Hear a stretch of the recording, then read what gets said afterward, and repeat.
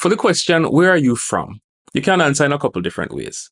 You can use me come from and then state your country, state, city, or town, depending on how much information you want to share. You can also use me live and then where you're from. Another way which we use, which is currently acceptable, and this may change in the future, is me forward from, which means I forward from, and then you state where you're from. If the questioner is looking for more specifics, then we usually follow up with which part, which means where exactly. So for example, me come from Canada. Which part? Me live in Ontario. Which part? Me forward from Toronto. Which part of Toronto?